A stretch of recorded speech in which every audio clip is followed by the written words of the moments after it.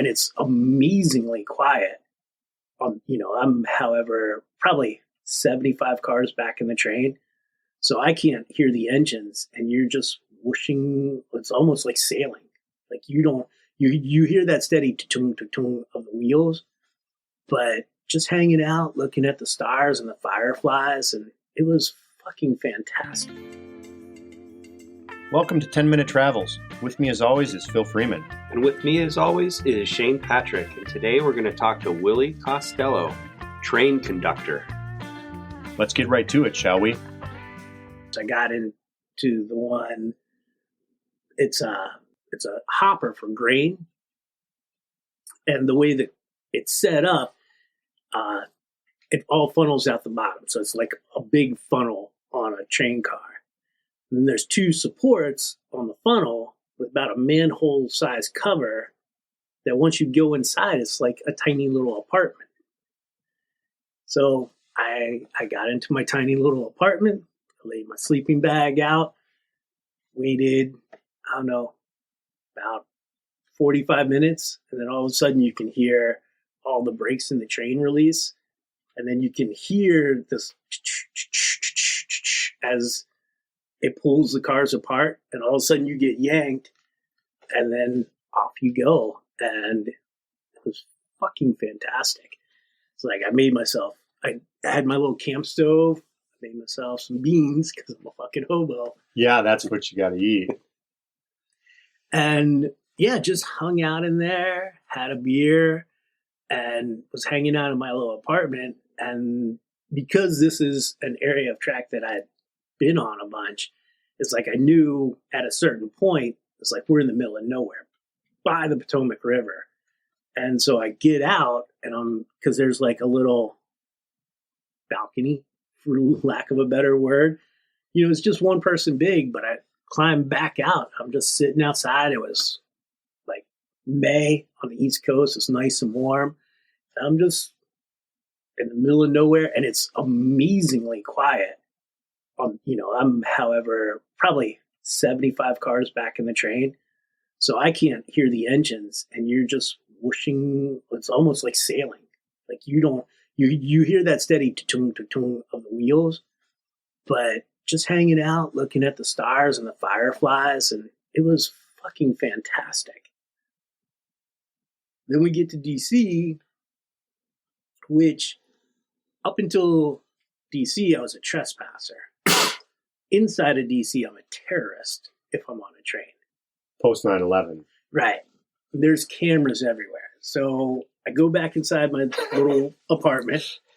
I put I duct taped a trash bag over the little hole just in case. And kind of hung out. And the bridge, or the tunnel that you go between DC and Maryland, it's not super long, but it's like 2 miles long or so. And went through that, knew I was on the other side. And again, just kind of enjoying the ride. And then it started to dawn on me. It's like, where am I going? It's like Baltimore, but it started to dawn on me, like, depending on where we are in Baltimore, it might not be the greatest neighborhood where I try to get off this train. Right. And started sober. This time I was like, oh, okay. Like I know most of the areas, but it did cross my mind this one place it would stop would be difficult to get out of. I'm like, all right.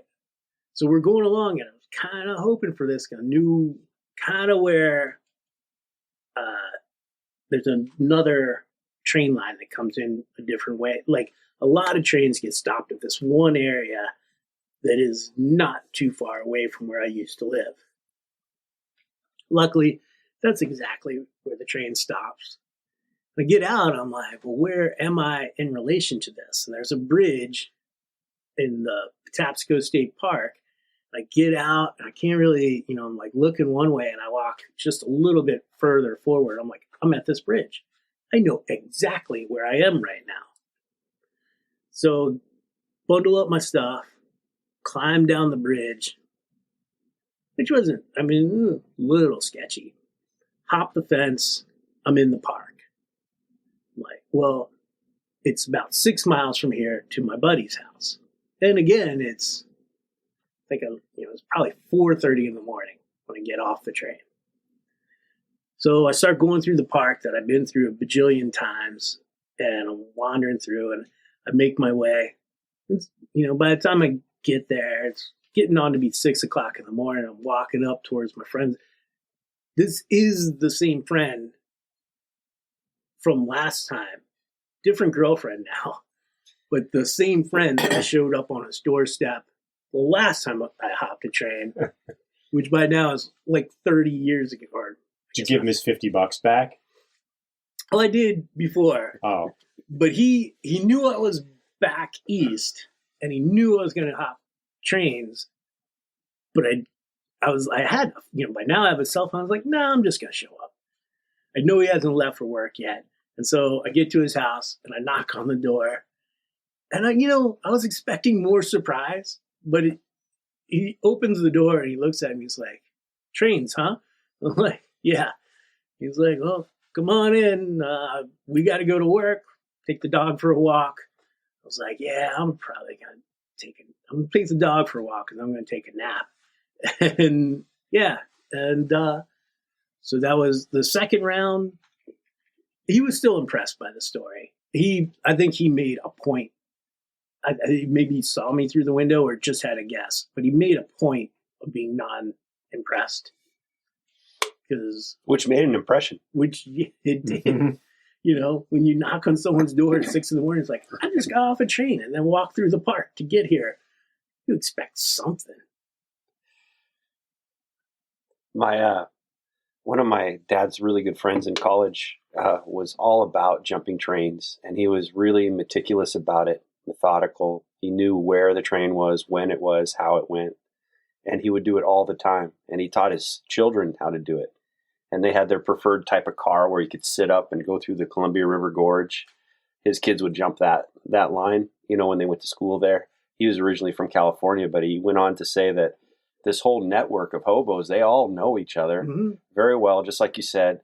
And he said there's even sort of like a Lonely Planet travel book that's kind of underground about how to get around for free, to get down to the train from any bus station, and then to get any train from anywhere. Oh, wow. I didn't know that. It's not surprising. It is a fairly organized system. Is it distinctly American? As far as I know. The idea of hopping trains. I mean, there's trains other places. I wonder. There are, but from talking to some people, I think it's kind of at least to the extent that it is here, it's kind of unique. Like, to have like the hobo communities or ride. Like I said, like these two guys in their teens have been doing it long enough to look at, a symbol going by, like, oh, that's our buddy's symbol. Oh, because they said they had been there to work before, and they could just see it go by and be like, oh, okay, we can go down and work on that farm in Louisiana right now. And I think to that extent of a network and being able to talk to other people, and these guys, they were very young, were pretty much just the East Coast.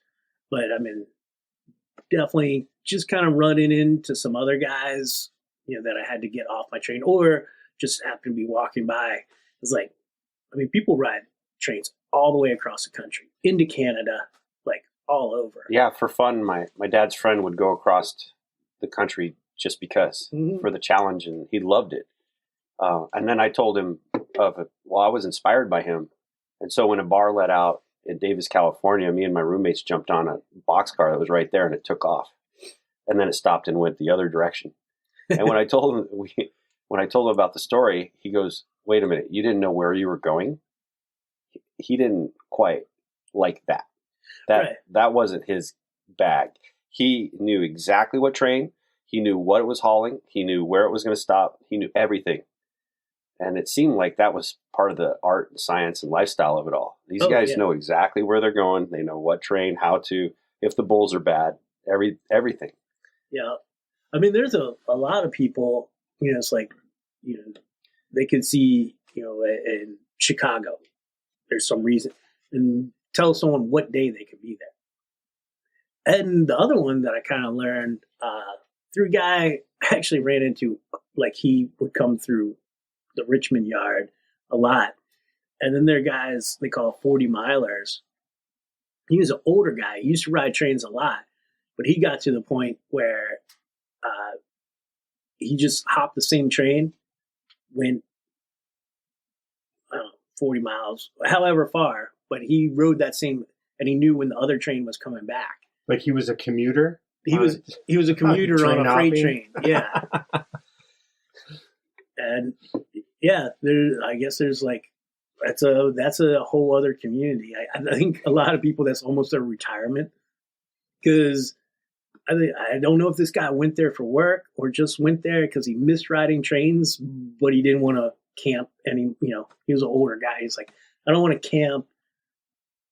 And it's a network, but it's also a place for less savory people to go. That was Willie Costello, train conductor. If you want to learn more about Willie or listen to more 10-minute travels, you can check out 10minutetravels.com. And we definitely want to remind you to make sure that your sense of humor matches your sense of adventure.